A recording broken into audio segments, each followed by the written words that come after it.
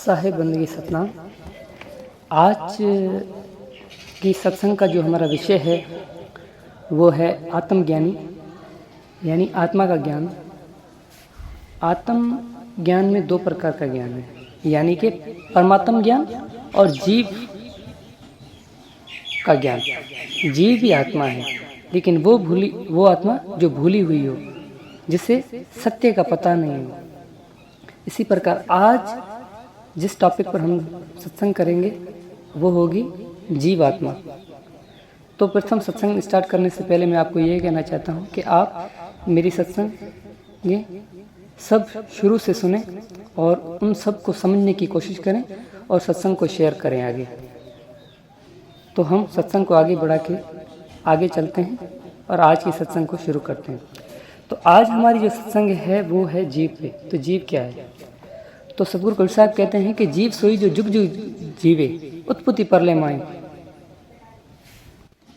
यानी कि जीव वो है जो जुग जुग जीता ही रहता है, वो इस संसार में आता ही रहता है। क्यों आता रहता है? क्योंकि वो उस सत्य से वाकिफ नहीं होता, उस सत्य को प्राप्त करना चाहता ही नहीं है, उससे कोई मतलब नहीं है उस सत्य से। वो इधर ही भटकता रहता है। उसके दो रीज़न हो सकते हैं, उसके दो अर्थ हो सकते हैं। एक ये कि उसे सत्य को प्राप्त नहीं करना, दूसरा ये कि उसे कोई ऐसा सद्गुरु मिला ही नहीं जो उसको वो सत्य लखा सके। तो मैंने अभी बोला कि एक वो जिसे प्राप्त करने का कोई नहीं है, इंटरेस्ट ही नहीं है, यानी कि उसे कोई लगाव नहीं है। इसका मैं ये आपको एग्जांपल देता हूँ। ये ऐसे समझाता हूँ कि जैसे इस संसार में बड़े बड़े डॉक्टर हैं, ठीक है, वो समझते हैं कि जीव क्या है, यानी कि जो जन्मा चीज़ है, जो जन्म में है, यानी कि जो अविनाशी है। जीव जो है वो अविनाशी तत्व है, ठीक है। वो डॉक्टर को सब पता होता है। जब बॉडी डेथ करती है तो वो कहते हैं कि बॉडी एक्सपायर है, ठीक है, डॉक्टरों को मालूम होता है। तो वो क्या बोलते हैं कि बॉडी एक्सपायर। इसका अर्थ यही है कि इसमें अब जीव नहीं है, यानी कि इसमें अब अविनाशी तत्व नहीं है। फिर भी वो क्या करते हैं, पत्थर की मूर्ति को जाके पूजते हैं। अभी उनको पता भी है कि ये पत्थर की मूर्ति अजन्मा है, अविनाशी नहीं है, यानी कि ये खुद जो है जड़ है। फिर भी वो उस जड़ को पूजते हैं। एक मक्खी है ना, मक्खी, उसको भी मालूम होता है कि आम का रस क्या है, कहाँ मिलेगा मुझे, ठीक है। वो प्लास्टिक का आम भी रख लें आप और ओरिजिनल आम जो आम है वो भी आप रख लें, तो वो कभी भी प्लास्टिक के आम पे नहीं बैठेगी, वो रस वाले पे बैठेगी, उस रस का आनंद लेगी। तो डॉक्टरों को ये मालूम होते भी कि भाई इसमें जीव नहीं है, फिर भी वो उसको पूज रहे हैं, यानी उसमें परमात्मा नहीं है, फिर भी वो उसको पूज रहे हैं। इसी को हम कहते हैं अज्ञान। उनको ज्ञान नहीं है इस चीज़ का। क्योंकि अब इनके दो रीज़न हो सकते हैं। एक ये कि वो उस सत्य का ज्ञान को प्राप्त करना ही नहीं चाहते, उस सत्य के ज्ञान को प्राप्त नहीं करना चाहते।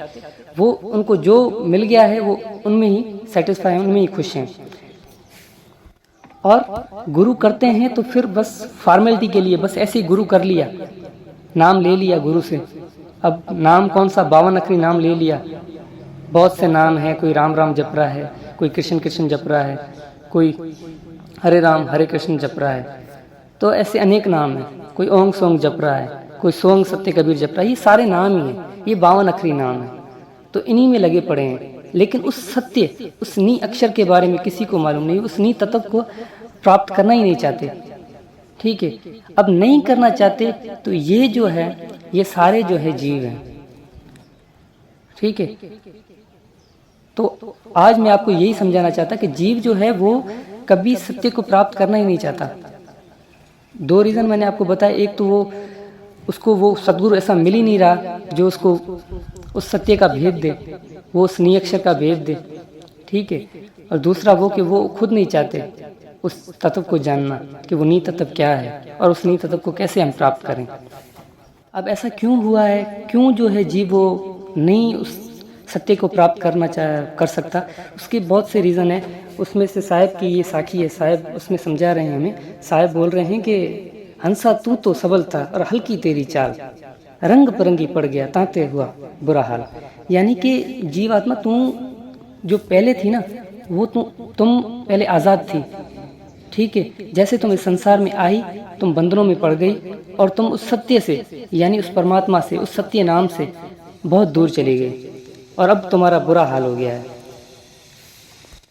आगे भी साहब ने ऐसी बहुत सी साखियाँ बोली, जैसे साहब ने बोला कि सुरत फंसी संसार में ता से पड़ गई दूर और सुरत बांध स्थिर करो तो आठों पैरों दूर। यानी कि जो जीव आत्मा है वो इस संसार में फंस गई है, ठीक है। उस सत्य को वो प्राप्त नहीं कर सकती क्योंकि वो उलझनों में पड़ गई है, वो बंधनों में पड़ गई है। सारे बंधन में हैं, माता पिता का बंधन, बहन भाई का बंधन, ये सारे रिश्ते हैं, सबको लेके चलना है। लेकिन जागृता से हमें समझना है, जागृता से हमें समझना है कि हमारा कौन है। हम इस संसार में जब इस संसार से जब जाएंगे तो हमारे साथ कोई नहीं चलेगा। सिर्फ इस चीज़ को समझ जाएं, हमें इस संसार में कमल के गुल की तरह रहना है।